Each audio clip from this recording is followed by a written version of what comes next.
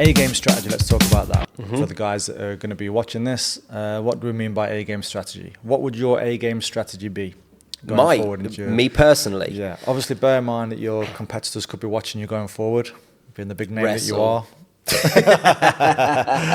Wrestle. Mine would be to get to a guard.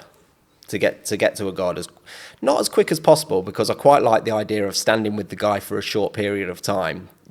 So they think you're gonna, play the stand-up game with them a little bit, then get to a guard. If it's gi, get to a guard and start working the lapels.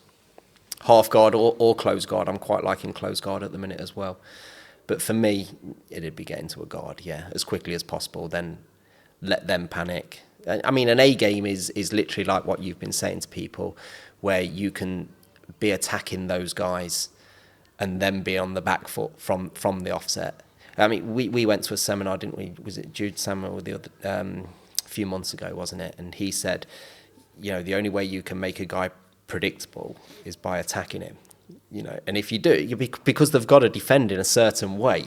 If you give them a bit of a free ride, they can do what they want or go where they want with the match. But if you're attacking them, if you're attacking my neck, for example, I'm going to have to come up here and hand fight it. So you can make someone predictable by attacking them, and I think that's a really good analogy to use. Yeah, I've been trying to get it in everyone's heads this week, first week back, that we need to start getting an identity, or everyone has their own identity of what it is you are doing when you're grappling. So getting to your best position and being attack-minded from there on for the rest of the match. Yeah. So what you want is your opponent to be constantly in a defensive state. So it doesn't mean that you're constantly trying to submit them, but what it means is that even if you're, let's say, stuck in like a reverse De La Riva passing position. Yeah. Okay. So there's plenty of things that he can do to me, submission-wise and sweep-wise. What sometimes people choose to do on the top when they're passing is just stabilize the position and hold it. Yeah. So in terms of what I'm saying about being attack-minded, if you're passing guard, you need to be constantly doing something to attack that guard. So pushing the feet out so they've got no kind of handles on you, stripping the grips, tying up on their grips, threatening to cut one way, then cut the other way. So you don't have to be doing like full moves or full techniques, but you've got to be probing everything all the time. So you're giving them so much to think about that they can't then attack you back so easily. Yeah. If you just choose to sit there and wait because either you're tired or you're not sure what to do, they will attack you from those positions. So that's the important thing for competing going forward, is that everyone becomes a lot more attack-minded, but that doesn't mean necessarily gun-ho submissions. It's also using your attacks, you like stringing your attacks together, because I know sometimes, I was guilty of this as well when I first started, but I'd go for one attack. If that didn't work, it's like, crap, it didn't work. Instead of picking up the reactions from the attack. So it's like, I've gone for a Kimura. It's from half guard, for example. They've pulled backwards, all the way backwards. Instead of like following up for a sweep or chasing it back and making them pay for such a wild movement and taking the pressure off, it's like, damn, that didn't work. I'll try it again. It don't work. But stringing it together or getting other things off, you don't necessarily have to hit the sweep every time you go for a sweep. But if you can get a guy's hand to the mat, when they're piling a lot of pressure on you, you can get them moving or basing out wide. You can get your shoulder clamps and you can get your Kimuras off of that, and you can get your guard back and everything. But I think sometimes people will do a massive bridge, try to chuck somebody off wildly. It don't work, and then they're just, well, I tried. Instead of taking the bits that are given to them. And I suppose that's a form of attack as well. Even if you're in a defensive position, you can always attack these areas, or not let people get settled enough where they can mount attacks on you. Yeah, I mean, even from the defensive positions, you should be trying to take control of the position and attack them. Yeah. And again, that doesn't mean underneath mount trying to submit them. Yeah. It means that you're constantly trying to mess with their base, get them to put their hands out, pull you close, push you away. You've got to give them reasons to move and change their shape. Yeah. Because if you are just trying to wait and hope that this passes, it won't, because they're going to sit and just pick you apart. And obviously the higher level, I mean, you might get away with doing that against whites and blues, but what you should be aiming to do is all your techniques against black belt level people eventually, or that experience level.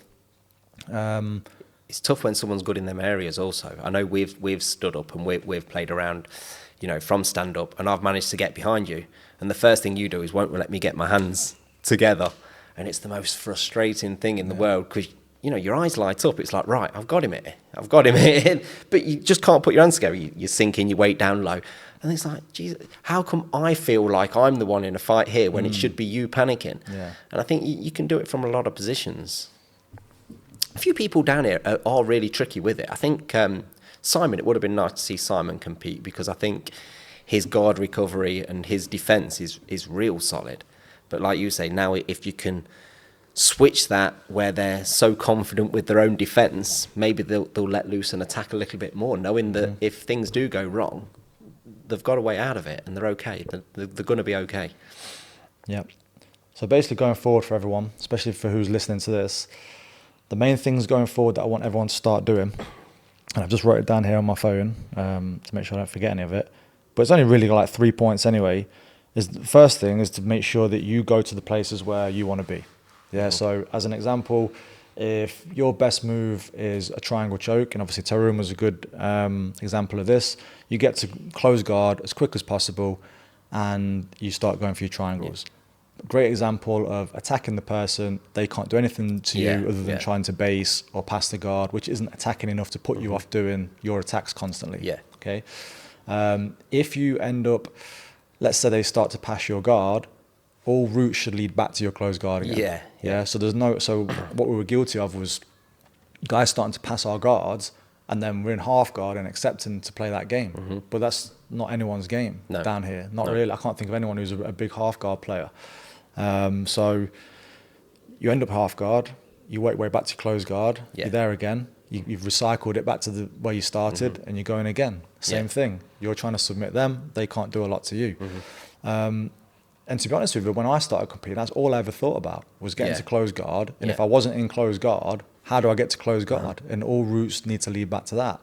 And then the next thing is making sure that you have got certain, like basically attacking in at least twos.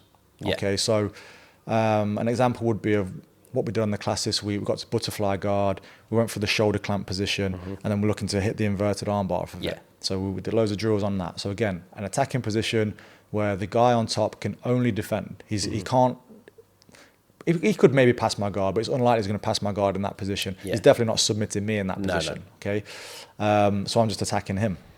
And then if he makes the mistake of driving in, which he should be trying to do to keep his arm bent, then I sweep him. And he can't defend both of them. So if he doesn't want to get swept, he has to keep his base, which means I can now stretch him out and finish the arm lock. So then you start having these twos and threes that you start to attack in. So not only are you now in the best position that you can be in, if you come out of that position, you're directly trying to get back to it. And when you're in that position, if your first attack doesn't work, you've got something else that you can hit against the guy. And then just going back to using my own experiences again, when I was in close guard, my big move was my overhook triangle, which I was always trying to submit people with.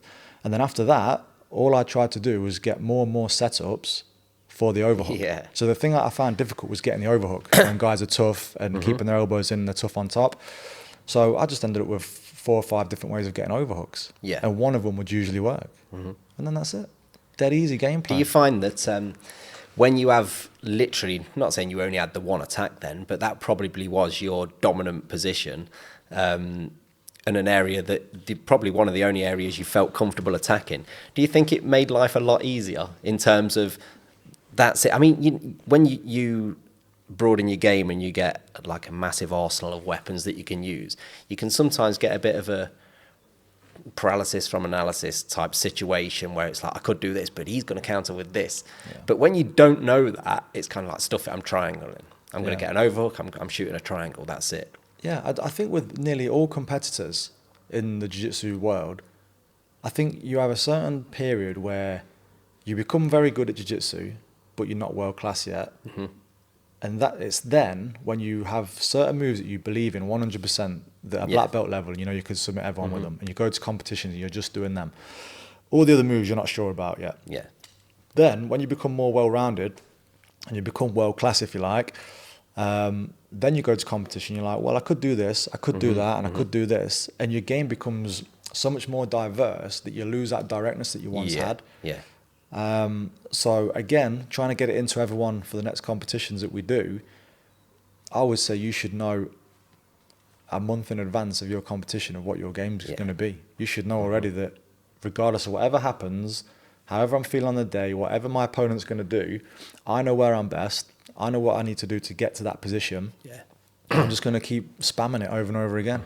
And it won't make you the best grappler in the world, but you'll win competitions. Yeah. And when it comes to competing, that's really all that matters, is winning the competition. Of course it is.